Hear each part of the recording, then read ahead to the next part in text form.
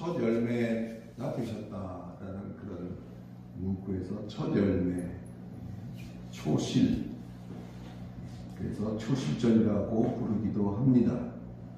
그런데 이것을 신학적으로 이렇게 파고들면 구약의 7대 절기 중 하나인 그 초실절과 이렇게 신약에서 부활절, 초실절이라고 하는 것이 같은 것이냐 또는 그렇지 않은 것이냐, 이런 것에 대해서 의견이 분분한 것도 사실입니다.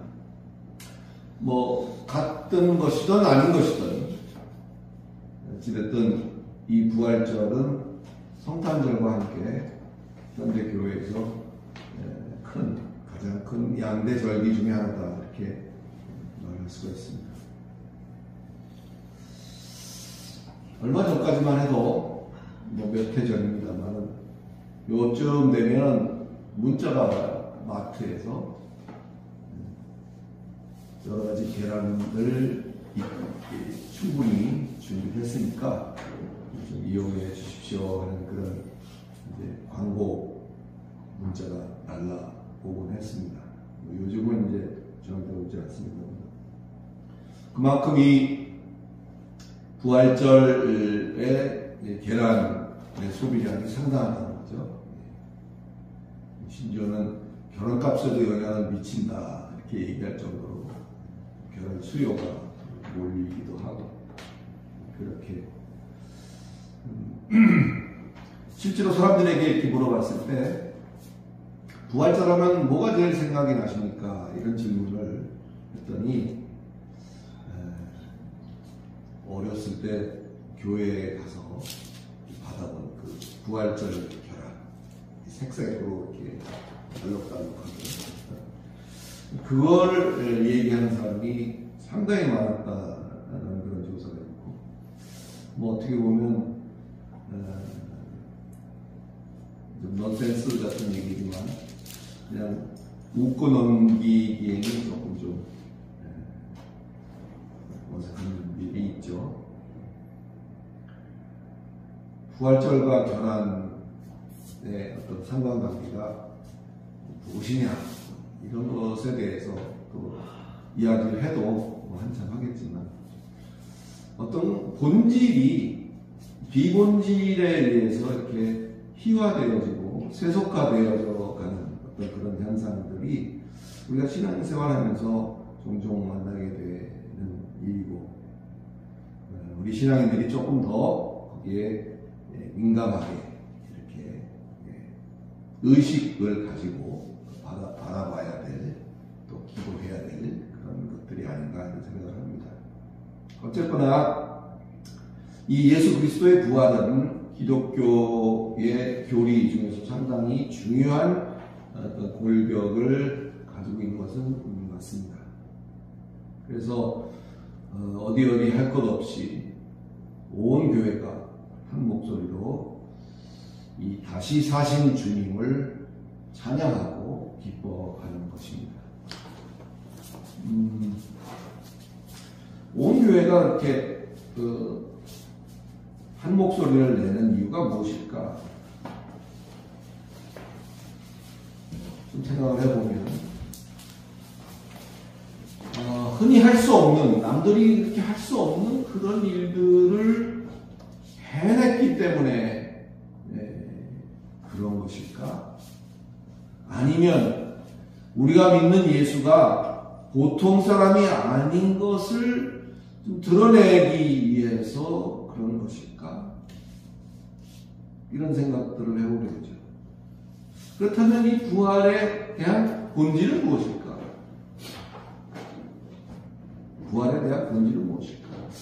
오늘은 좀 성경을 들고 여기저기 좀 왔다 갔다 해보겠습니다. 로마서 6장으로 한번 가보겠습니다.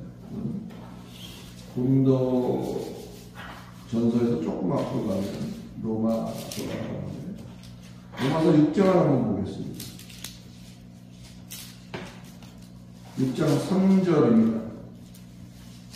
제가 천천히 읽을 테니까 여러분 눈으로 따라 읽어주시기 바랍니다. 로마서 6장 3절 갑니다. 무릇 그리스도 예수와 합하여 세례를 받은 우리는 그의 죽으심과 합하여 세례를 받은 줄을 알지 못하느냐? 그러므로 우리가 그의 죽으심과 합하여 세례를 받음으로 그와 함께 장사되었나니 이는 아버지의 영광으로 말미암아 그리스도를 죽은 자 가운데서 살리심과 같이 우리로 또한 새 생명 가운데서 행하게 하려 하십니다. 만일 우리가 그의 죽으심과 같은 모양으로 연합한 자가 되었으면 또한 그의 부활과 같은 모양으로 연합한 자도 되리라. 우리가 알거니와 우리의 옛사람이 예수와 함께 십자가에 못 박힌 것은 죄의 몸이 죽어 다시는 우리가 죄의 종노릇 하지 아니하려 함이니 이는 죽은 자가 죄에서 벗어나 의롭다 하심을 얻었습니다. 이렇게 말하고 있습니다.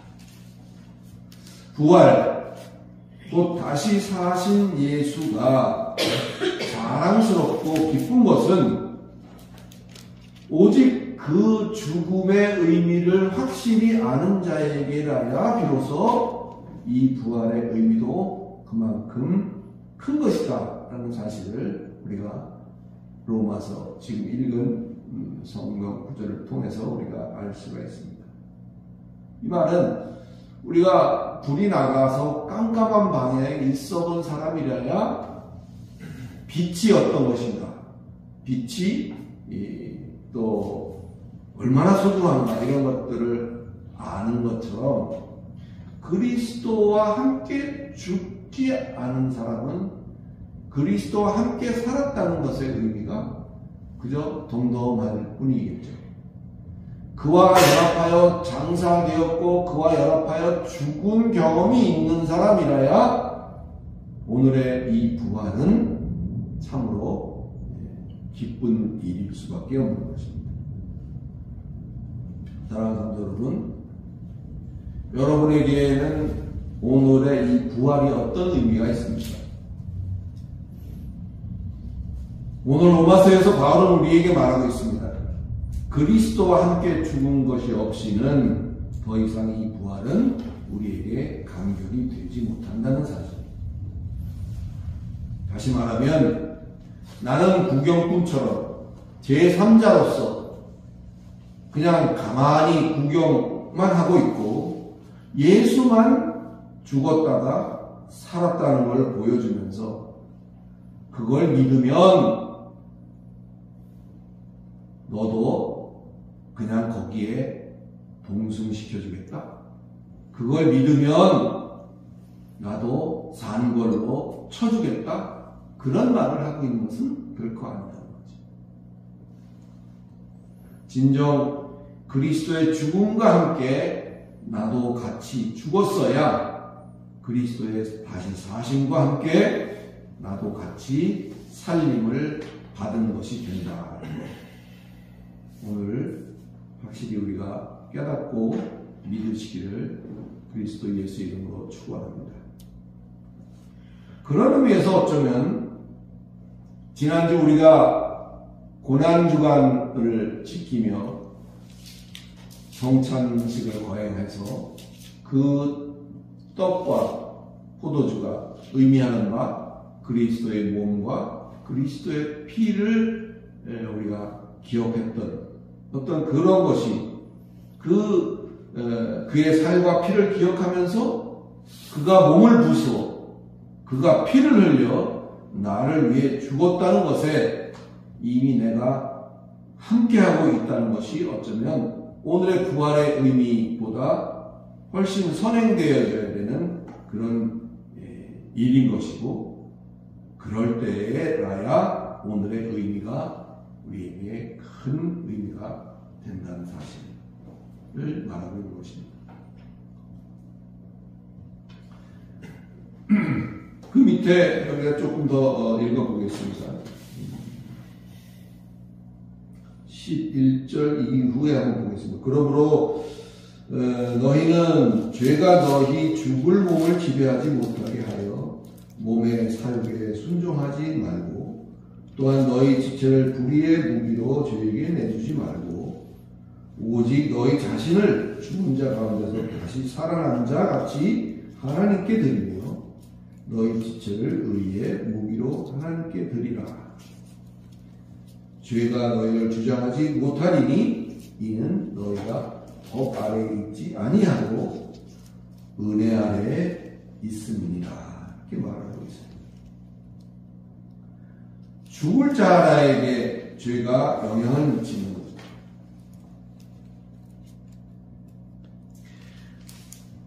죽은 자, 곧 죽어서 다시 산 자에게는 더 이상 죄는 영향을 미칠 수가 없다는 놀라운 사실을 발견하고 이것을 믿으시기를 축원합니다.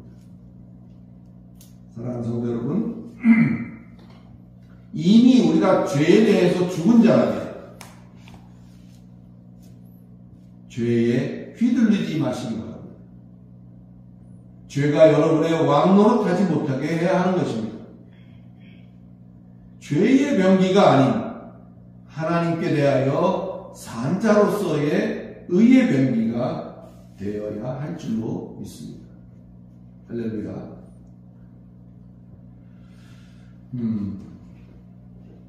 부활의 의미가 참 의미는 무엇인가에 대해서 우리가 말하고 있는데, 고린도전서 우리가 읽었던 본문을 다시 한번 가보겠습니다. 고린도전서 15장에 우리가 20절을 읽었죠. 17절부터 몇 절 읽으면서 오늘 말씀을 정리하겠습니다. 고린도전서 15장 17절 이거 한번 읽어주실까요? 그리스도께서 다시 살아나신 일이 없으면 너희의 믿음도 헛되고 너희가 여전히 죄 가운데 있을 것이요 또한 그리스도 안에서 잠자는 자도 사망하였으니 만일 그리스도 안에서 우리가 바라는 것이 다만 이 세상의 삶뿐이면 모든 사람 가운데 우리가 더욱 불쌍한 자이더라. 네. 그리스도 안에서 잠자는 자도 사망하였으리니가 아니라 잠자는 자도 망하였으리니, 그죠? 사자가 들어가는 거하고 안 들어가는 거하고 차이가. 개혁 개정판보다 우리에게 훨씬 익숙한 그 개혁 한글판에 보면 조금 더 느낌이 좀 달라요. 그리스도의 다시 사심으로 인해서 우리의 믿음은 비로소 온전한 것이 되었다는 얘기를 하고 있는 거죠.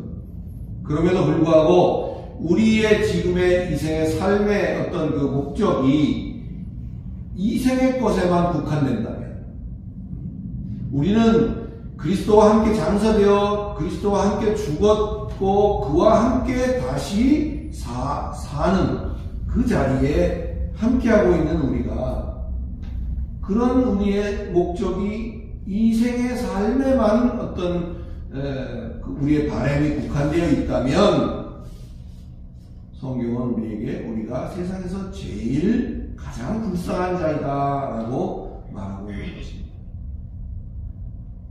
사랑하는 성도 여러분, 이 아침에 이미 우리는 그리스도의 부활에 연합한 자로서 다시 태어났다고 말할 수 있습니다.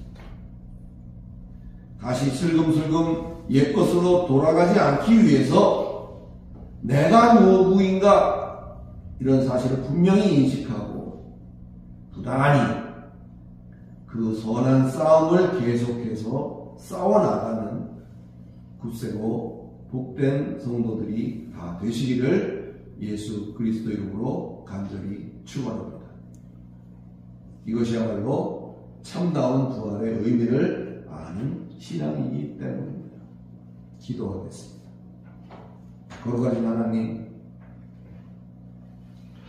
부활의 아침을 맞이하여 오늘은 세상에서 바라보는 이 부활을 바라보는 시각에 대하여 생각을 하면서 참된 부활의 의미는 나에게 어떤 것인가를 짧게 생각을 해보았습니다.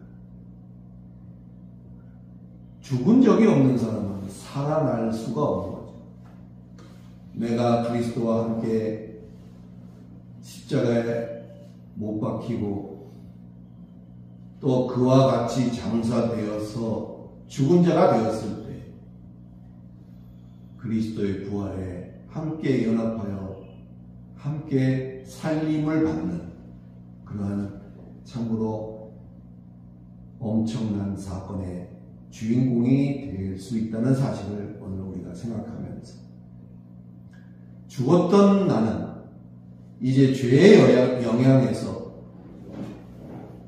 벗어나고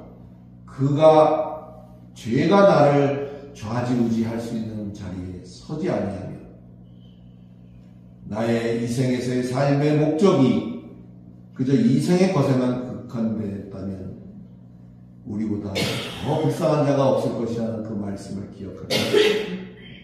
나에게 부여된 삶 가운데서 살아갈 때마다 하늘을 바라보며 그 소망을 잃지 않는 참으로 귀한 복된 우리 모두가 될 수 있도록 하나님께서 복을 내려 주시옵소서. 예수 그리스도 이름으로 기도드리옵나이다. 아멘.